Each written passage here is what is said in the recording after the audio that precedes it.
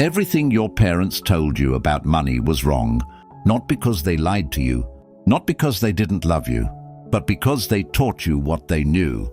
And what they knew, what almost every parent passes down to their children, is a set of beliefs about money that were designed to keep you working for someone else your entire life. Think about what you were told growing up. Study hard, get good grades, find a stable job, save your money, work your way up, be careful, be safe, be grateful for a steady paycheck. Sound familiar? Rich Dad, Poor Dad by Robert Kiyosaki calls this the most expensive advice ever given. Not because it's evil, but because it sounds responsible, it sounds wise, it sounds like love. And yet, followed faithfully for 40 years, it produces the same result for almost everyone.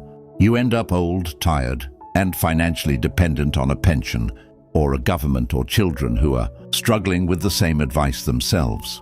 This book says that is not an accident. The school system was not designed to make you wealthy. It was designed to make you employable. There is a profound difference between those two things. Employable means you are useful to someone else's system. Wealthy means you have built your own. And the entire education you received, every grade, every degree, every qualification, prepared you perfectly for one thing: to be a good employee, to show up, to follow instructions, to trade your time for money reliably, predictably, for decades. Nobody taught you how money actually works. Nobody showed you the difference between an asset and a liability. Nobody explained why the richest people in the world pay the least tax. Nobody told you that working harder at your job will almost never make you financially free. And here is the most painful part. The people who didn't teach you this, your parents, your teachers, your advisors, they didn't know either. They were following the same script, passed down from generation to generation. Work hard, be safe, save money, retire at 65 and hope there's enough left. Rich Dad, Poor Dad opens with two fathers. Kiyosaki's real father, educated, intelligent, hardworking, a respected academic who followed every rule and died with almost nothing. And his best friend's father, a man who never finished school, who thought differently about money, who by the time Kiyosaki was an adult had built one of the largest fortunes in Hawaii. Same country, same era, completely different outcomes. And the difference was not intelligence. It was not luck. It was not connections. It was one thing: how they thought about money. The poor dad, Kiyosaki's real father, believed money was something you earned. You worked hard, you got paid, you spent carefully, you saved what was left. Money was the result of effort, more money. That was the whole equation. The rich dad believed something completely different. He believed money was something you built systems to generate. That your job was not to earn money, but to acquire assets that earned money for you. That the goal was never a bigger paycheck. The goal was never needing a paycheck at all. Read that again. Never needing a paycheck at all. Because right now, if your job stopped tomorrow, how long could you survive? A month, 3 months, a year? For most people, the answer is terrifying, because most people have no assets. They have income, and income stops the moment you stop working. Rich Dad, Poor Dad calls this the rat race, and it describes it perfectly. You work to pay bills. The bills grow as your lifestyle grows. So you work more. The more you earn, the more you spend, and the wheel keeps turning, faster and faster, going nowhere. And the cruel trick of the rat race is that it feels like progress. You get a raise, that feels like progress. You get a promotion, that feels like progress. You buy a bigger house, a better car, take a nicer holiday. All of that feels like progress. But Kiyosaki says none of it is progress unless it's generating assets. Because here is the core lesson of this entire book. And it is so simple, it will make you angry that nobody told you sooner. Rich people acquire assets. Poor people acquire liabilities. And the middle class acquires liabilities while thinking they are assets. An asset puts money into your pocket. A liability takes money out of your pocket. That is the whole definition. Nothing complicated. Nothing technical. Your rental property that generates income every month. Asset. Your savings account earning interest. Asset. Your business that runs without you. Asset. Your stock portfolio paying dividends, asset. Your car, liability. It loses value the moment you drive it. It costs you insurance, fuel, maintenance every single month. Money out of your pocket, liability. And here is the one that will genuinely hurt. Your house. Your parents told you a house is your greatest asset. Rich dad. Poor dad says, for most people, your house is your greatest liability because it costs you mortgage payments, maintenance, council tax, insurance, repairs, every month, money out of your pocket. Until you sell it, it generates nothing. It is not putting money in your pocket. It is taking it out. This is not popular to say. It makes people defensive because the family home carries enormous emotional weight. But Kiyosaki is not being cruel. He is being precise. And precision about money is exactly what your parents never gave you. Now, here is where this book shifts from diagnosis to direction. If the problem is that you have been trained to work for money, the solution is to start making money work for you.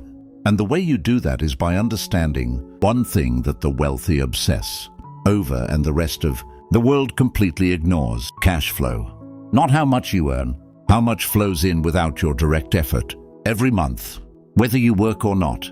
The wealthy are not focused on salary.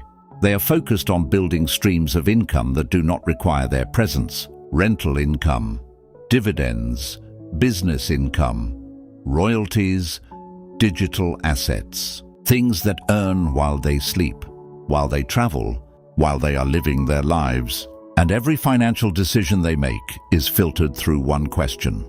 Does this increase my cash flow or decrease it? Not, can I afford the monthly payments? Not, does this look successful? Not, will this impress people? Does this put money in my pocket or take it out? That single question, asked consistently, honestly, ruthlessly, changes everything about how you interact with money. Now, Rich Dad, Poor Dad goes even deeper because it doesn't just talk about assets and cash flow. It talks about something more fundamental, the emotion of money. Kiyosaki says most people never build wealth not because they lack intelligence or opportunity. They never build wealth because of fear and greed, two emotions that drive almost every financial decision most people make. Fear makes you safe.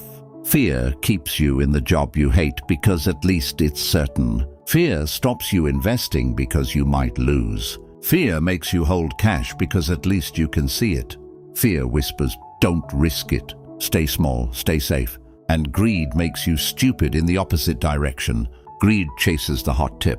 Greed buys at the top of the market. Greed takes on too much too fast and loses everything and goes back to fear. Most people swing between these two their entire financial lives. Too scared to build, too greedy when they finally try, and too ashamed of both to ever talk honestly about money. This book says financial intelligence is the only cure. Not information, intelligence. Knowing how money works, how taxes work, how corporations work, how assets are built and protected, the things that wealthy families teach their children and everyone else is never shown. And here is the most important thing Rich Dad Poor Dad says about financial intelligence. It is learnable, every single part of it. It is not a gift you are born with.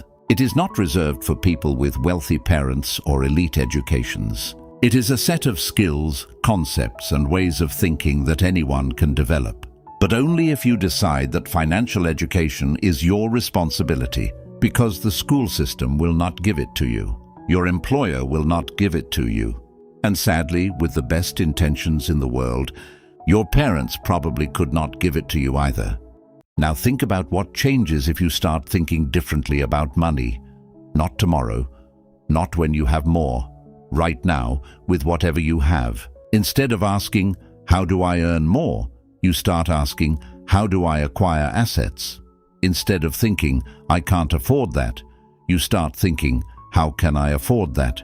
Instead of working harder for your employer's dream, you start building quietly toward your own. Not all at once. Not by quitting your job tomorrow.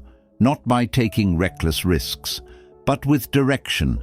With financial intelligence, with the understanding that every pound, every dollar you earn is a worker that can either be sent home at the end of the day or put to work building something for you. Rich Dad. Poor Dad does not promise you get rich quick.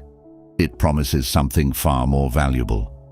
A completely different relationship with money. One where you are not afraid of it, not enslaved by it, not confused by it. One where you understand it well enough to make it work for you. Your parents gave you the best advice they had. They wanted you safe. They wanted you secure. They wanted you to avoid the risks that frightened them. But this book asks you to consider, what if the thing that feels safe is actually the risk?